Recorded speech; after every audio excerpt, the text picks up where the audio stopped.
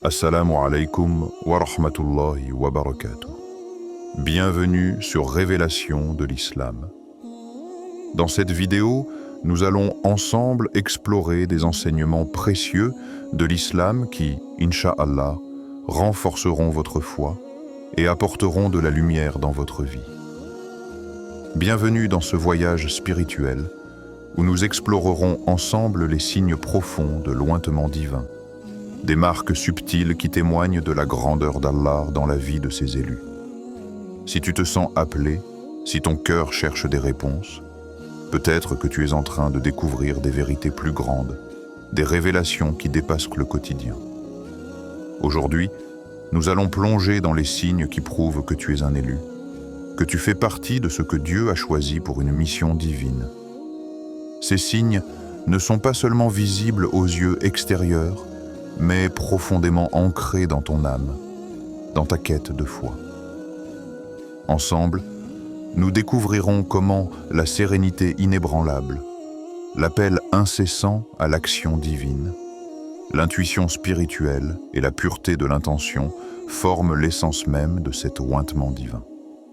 Prépare-toi à éveiller des réflexions profondes et à te connecter plus profondément à ta mission spirituelle. Avant de continuer, un petit rappel. Abonnez-vous à la chaîne pour ne pas manquer nos prochaines vidéos.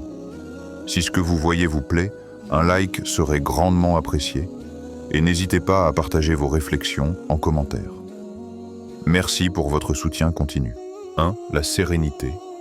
Inébranlable. Il y a une paix qui ne ressemble à aucune autre.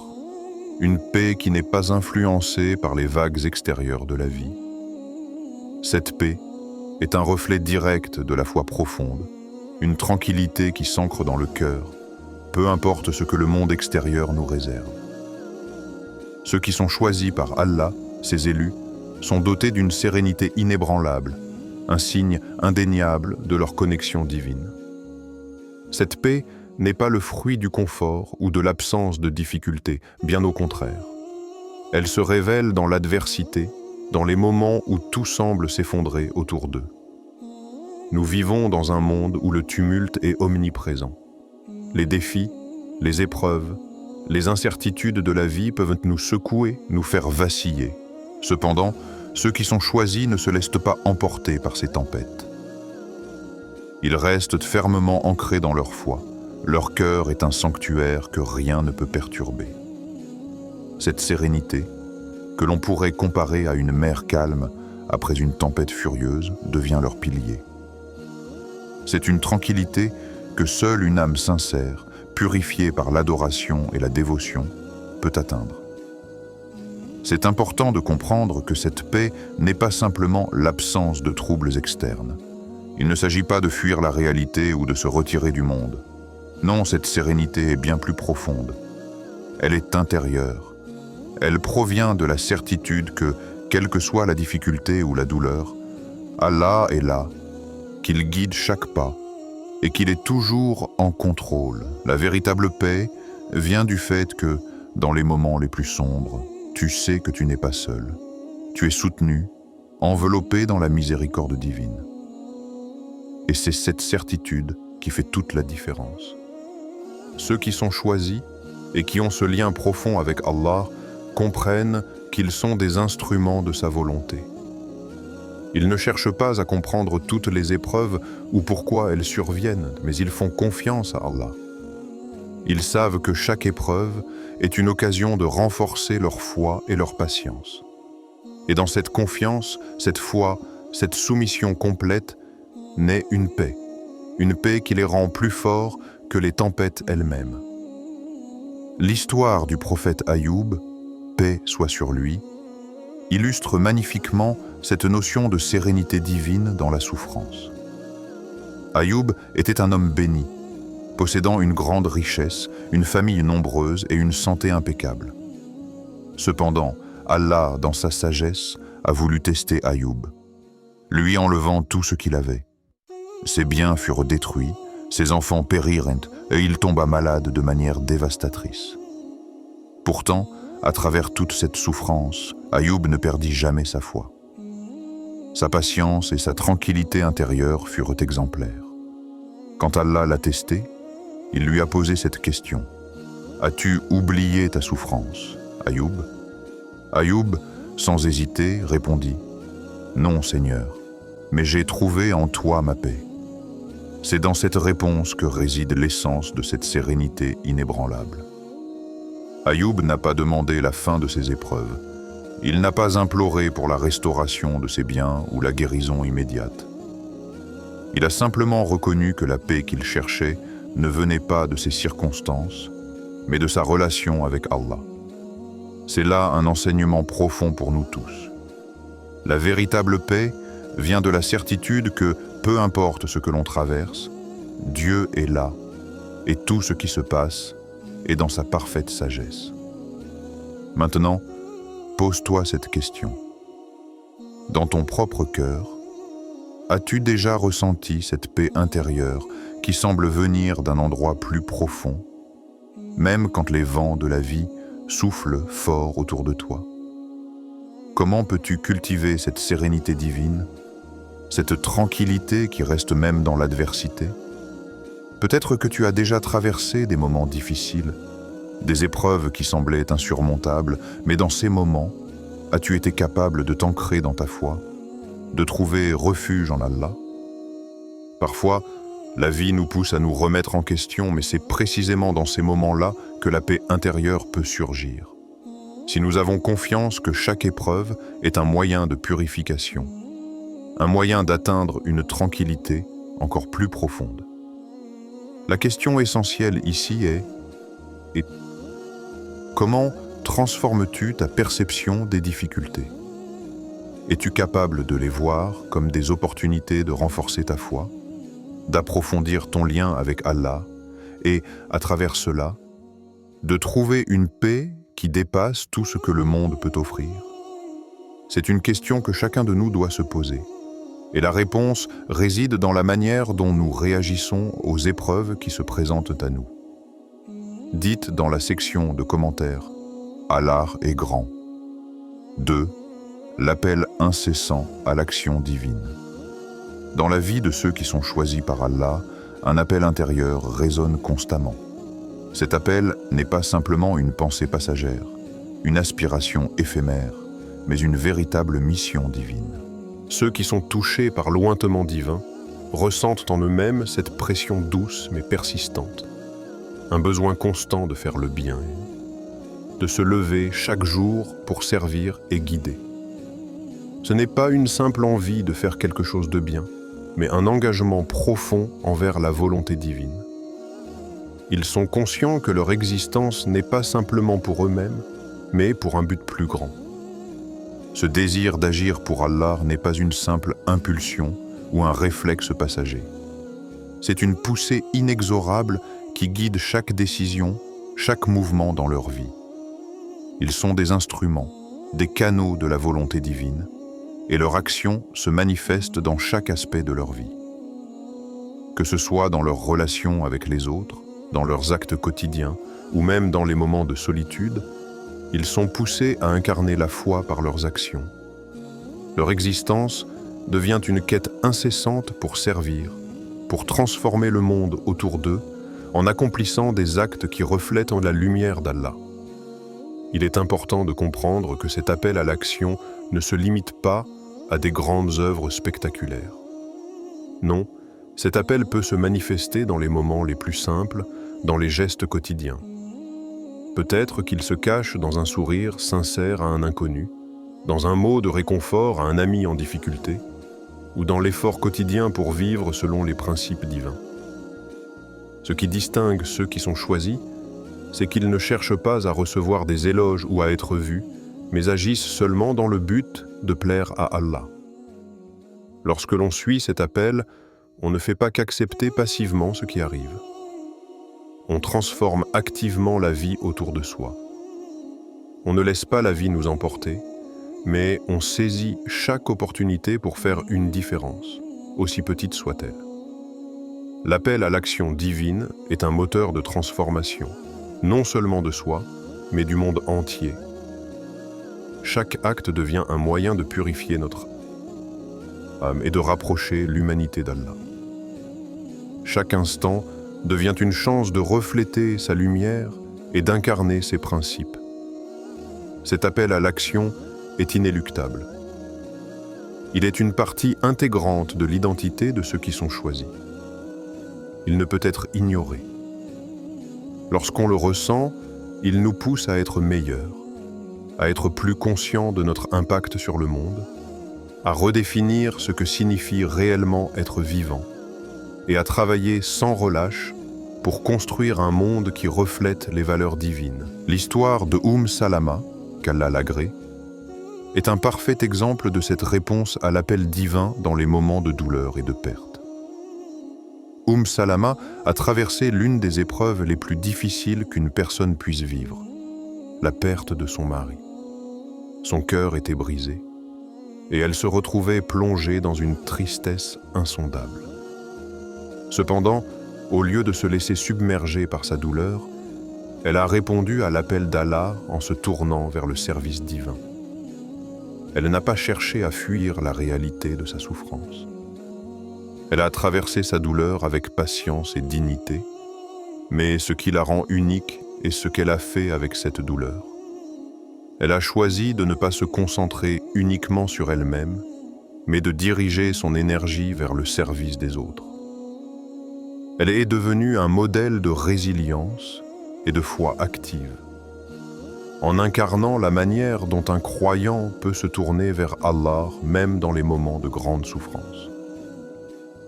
Salama a montré au monde que la foi ne consiste pas à attendre des temps de tranquillité pour servir Allah, mais à servir et à se donner totalement, même au cœur des tempêtes les plus violentes. Elle a utilisé sa position de veuve pour aider les autres dans des situations similaires, et son exemple a inspiré des générations entières. Allah l'a choisie pour être un modèle vivant de la foi active, un témoin de la puissance de l'action pieuse dans les moments les plus sombres. Sa vie est un témoignage que l'appel à l'action divine ne dépend pas des circonstances extérieures, mais de l'état intérieur de notre cœur et de notre volonté d'agir pour le bien. As-tu déjà ressenti, dans les moments de calme ou même de tempête, cette poussée intérieure, cette insistance douce mais persistante qui t'appelle à faire le bien, à répondre à un appel spirituel plus grand? Parfois, cet appel se manifeste sous des formes subtiles, un besoin irrépressible d'aider quelqu'un, de dire une parole réconfortante, ou même de donner de son temps pour une cause juste.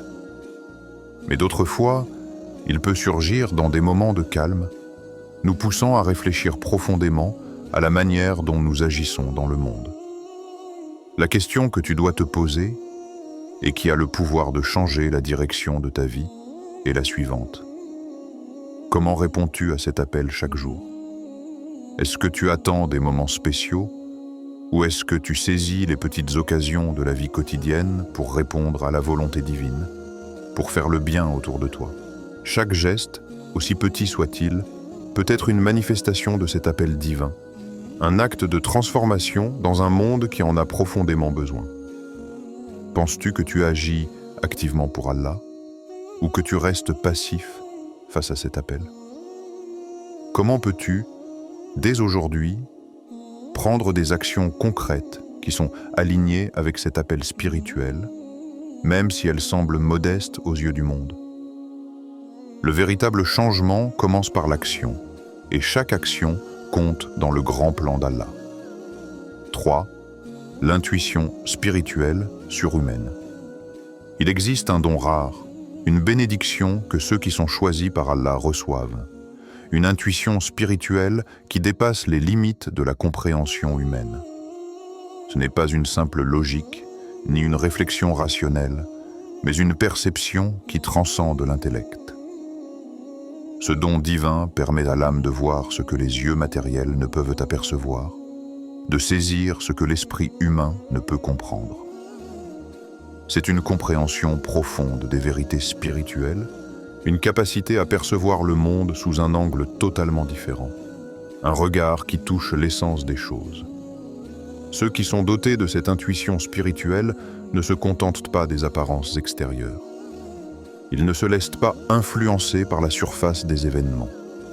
Il voit au-delà des couches superficielles, détecte les vérités invisibles et reconnaissent des signes subtils que la plupart des gens ignorent. C'est comme si leur cœur était ouvert à une réalité plus vaste, une réalité que seuls les croyants véritables peuvent comprendre. Cette capacité à percevoir ce qui échappe à la logique et à la raison humaine est un signe clair de lointement divin. Cette intuition n'est pas un produit de l'intellect ou de l'expérience personnelle. C'est un don direct d'Allah. C'est lui seul qui ouvre les portes de la compréhension spirituelle à ceux qu'il choisit. Ceux qui possèdent ce don ont la capacité de discerner la vérité parmi le faux, de lire les signes de la création et de comprendre la volonté divine dans des situations où d'autres pourraient se perdre dans la confusion. Leur perception va au-delà des apparences. Ils sont capables de voir la main d'Allah dans les événements de la vie, même lorsque cela n'est pas immédiatement évident pour les autres. Cet appel spirituel, cette intuition pure, est une fenêtre ouverte sur le monde divin. C'est une porte par laquelle la lumière de la compréhension spirituelle pénètre dans l'âme, permettant à ceux qui sont choisis de s'élever au-dessus des préoccupations matérielles et des illusions du monde. C'est un aperçu de la réalité divine, une perception directe de la vérité qui échappe aux yeux des autres. Cette capacité va au-delà de l'intellect humain, elle est ancrée dans une foi profonde et une soumission totale à Allah. La question essentielle ici est de savoir comment cette intuition spirituelle se manifeste dans notre vie quotidienne. Est-ce que nous sommes attentifs aux signes divins qui nous entourent ? Comment pouvons-nous affiner notre perception spirituelle pour mieux comprendre les vérités profondes qu'Allah veut nous faire saisir ? Cette intuition n'est pas donnée en un instant. Elle se cultive à travers la pratique spirituelle, la dévotion et une écoute attentive de la guidance divine. L'une des histoires les plus frappantes de l'intuition spirituelle supérieure est celle du prophète Muhammad, paix soit sur lui, lors de la première révélation à la nuit de Laylat al-Qadr. Ce moment est un tournant majeur non seulement dans la vie du prophète, mais dans l'histoire de l'humanité. Alors qu'il méditait dans la grotte de Hira, il ne s'attendait pas à ce que cet instant marque le début de la révélation divine. Mais dès que l'ange Gabriel, lui apparut, il sut immédiatement que quelque chose de monumental venait de se produire. Ce n'était pas juste un événement physique, ce n'était pas une rencontre ordinaire. Il sentait au fond de son cœur que cela était un moment divin, un tournant spirituel. Le prophète, paix soit sur lui, savait, sans l'ombre d'un doute, que cet appel spirituel marquait le commencement d'une mission sacrée. Il n'avait pas besoin de preuves tangibles pour le comprendre, car son cœur était ouvert et son esprit réceptif à la vérité divine. La révélation n'était pas simplement un événement extérieur, mais un acte spirituel qui transperça son âme, et à travers lui, l'humanité entière. Ce moment, cette intuition, a ouvert la voie à la révélation du Coran, le livre divin qui guide l'humanité. Ce don d'intuition spirituelle a permis au prophète, paix soit sur lui, de recevoir des révélations qui allaient non seulement transformer sa vie, mais changer le cours de l'histoire. Il a vu et compris des vérités qui échappaient à la perception des autres. Sa capacité à discerner la volonté d'Allah dans chaque événement de sa vie est une leçon d'intuition spirituelle pour nous tous. Le prophète, paix soit sur lui, ne s'est pas contenté de réagir à la vie extérieurement. Il a répondu à un appel spirituel profond qu'il percevait clairement à travers la lumière d'Allah. As-tu déjà eu cette sensation étrange, cette certitude intérieure que certaines vérités t'étaient révélées d'une manière qui ne pouvait venir que de ton âme? Ces moments où la réalité semble s'éclairer, où tu vois des signes que personne d'autre ne perçoit, où tout semble avoir un sens plus profond. Ce sont des instants de connexion spirituelle, des éclats d'intuition divine qui ouvrent une fenêtre vers une compréhension plus grande de la vie. La question que tu dois maintenant te poser est: comment peux-tu cultiver cette intuition spirituelle dans ton propre quotidien? Es-tu attentif aux signes divins autour de toi? Peut-être que la vie t'envoie des messages subtils, mais comment réagis-tu face à eux? Lorsque des situations se présentent, as-tu la capacité de percevoir au-delà de la surface, de discerner la volonté divine derrière chaque événement? L'intuition spirituelle ne se cultive pas simplement en cherchant des réponses extérieures. Elle naît d'une dévotion sincère, d'une ouverture d'esprit et d'un cœur prêt à accueillir la guidance divine. Si tu veux affiner cette capacité, il est essentiel de t'engager dans une quête de purification intérieure, en te rapprochant chaque jour davantage d'Allah.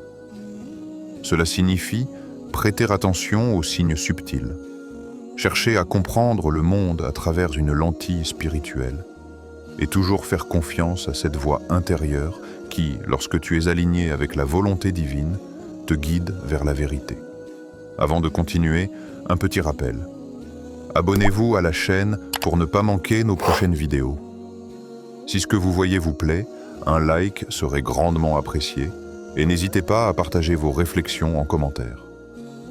Merci pour votre soutien continu. 4. Le test de la sincérité et de la pureté. Le dernier signe, manifeste de lointement divin, réside dans la purification de l'âme à travers des épreuves qui testent la sincérité. Ceux qui sont choisis par Allah ne sont pas exempts de difficultés. Au contraire, leur chemin spirituel est souvent pavé de tests qui servent à purifier leur cœur et leur esprit. Ces tests ne sont pas là pour les punir ou les faire souffrir sans raison. Non, Allah, dans sa grande sagesse, permet à ces épreuves de se produire pour élever ces âmes, pour les rendre plus fortes, plus pures et plus proches de lui.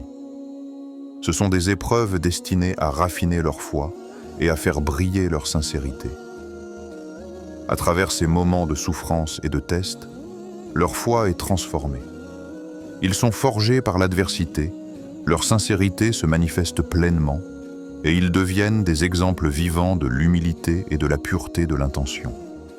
Ce qui distingue ces élus, c'est qu'ils n'agissent pas par désir de gloire, de reconnaissance ou pour satisfaire des désirs personnels. Leur cœur reste pur et leur seul but est de servir Allah. Ils savent que chaque épreuve qu'ils traversent est une occasion de se purifier, de se rapprocher de Dieu et de renforcer leur foi en lui. Ces épreuves sont une forme de purification spirituelle. Elles permettent à l'âme de se débarrasser des impuretés et des distractions mondaines pour revenir à un état de pureté authentique.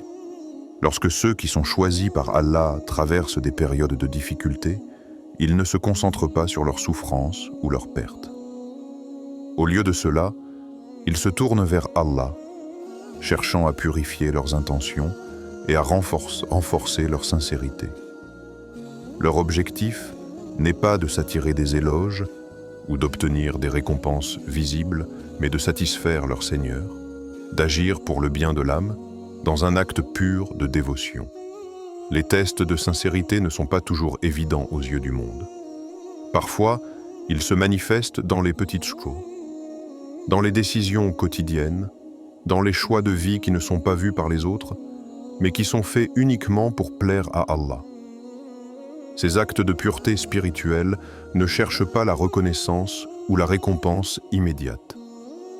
Ils sont le reflet d'une foi profonde et d'un engagement à vivre dans la pureté, dans la sincérité et dans la soumission totale à la volonté divine.